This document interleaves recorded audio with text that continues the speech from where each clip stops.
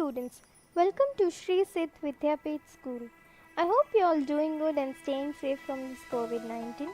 So students, today we are going to discuss the question and answers of the chapter The Great Indian Bustard. In the last video we read the chapter, we got to know about the Great Indian Bustard. It's a great Indian bird. We got to know in that chapter, we got to know about the where how the bird is, the how the species is going to an extent, how we can protect the bird. There are several ways, there are several in that chapter we read about several reasons of the species going to an extent, and how we can protect that bird, how we young people take the initiative to protect the bird. The Great Indian Bustard, the only 150 species are now left in India, and many are disappearing due to the several reasons of this expansion of agricultural fields, this mechanized farming, and how the Great Indian bird having the variations like long legs and the extent facing, and it lays eggs on ground, and how the eggs are how it's threatened for that bird to keep those eggs safe from predators like dogs, like any other predators. Dogs are the most deadly threat to that eggs. Dogs can easily eat that egg. So in today we are going to solve the question and answers of this chapter. So let's start it. Students, use your prescribed textbook for better understanding. See on page number 21 the reading comprehension right below the chapter. Answer these questions within 20 words each. Who is Miss Paul? Miss Paul is a wildlife researcher. Where does the Great Indian Bustard live? The Great Indian Bustard lives in wide open landscapes which have spruce, grasses and shrubs. How can we say that the GIB is not the heaviest bird? Though the Great Indian Bustard is the heaviest fly in India, the Kori bustard found in Africa is the heaviest. How do high tension electric wires affect the Great Indian Bustard? When a Great Indian Bustard dashes against high tension electric wires located in its habitat, it gets electrocuted. Move on to next one.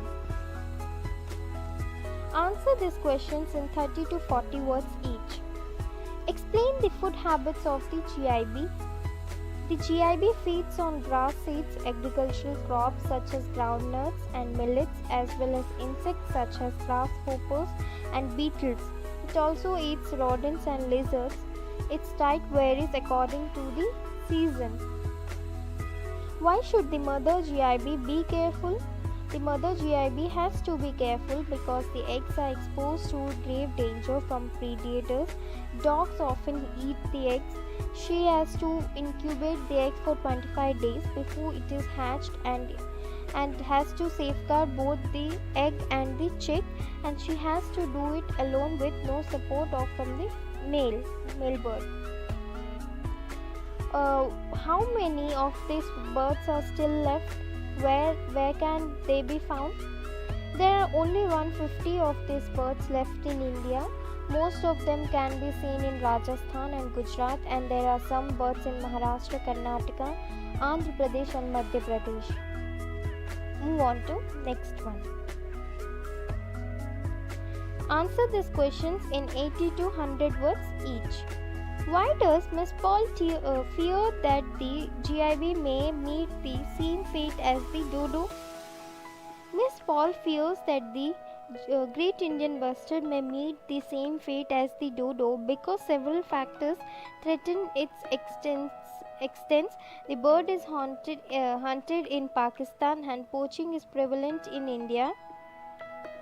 The expansion of agricultural fields and the increase in mechanized farming have been responsible for the loss of natural habitats of the GIB. Dogs often eat the eggs and sometimes when the GIB dash against high tension electric waves, they get electrocuted. Sometimes these birds are also hit by fast moving vehicles. Protecting any species requires joint efforts by research institutes and scientific organizations, government departments and NGOs explain. The conservation of endangered species can only become effective when people become aware of the factors that are responsible for the decline in their number and take advocate steps to ensure that they are protected. This can be carried out only if research institutes, scientific organizations, government departments, and NGOs work together. Research helps to understand the issues that are responsible for the extinction of such species. Scientists help to look at possible ways to address the issues, while the government can allocate the funds necessary to carry out the steps advocate. It can also enact suitable laws as well as ensure that they are implemented. NGOs can create awareness and support conservation efforts. Ms. Paul tells Anup the future and safety of wildlife and the environment lies in the hands of young people like you. How do you think young people can help to protect wildlife? Young people have an important role in the conservation of wildlife. They can research and find information regarding the endangered species, why they are in danger, and what steps can be taken to protect them. They can share this information with their friends. Together, they can strive to spread this message of conservation of the species and protection of their habitats.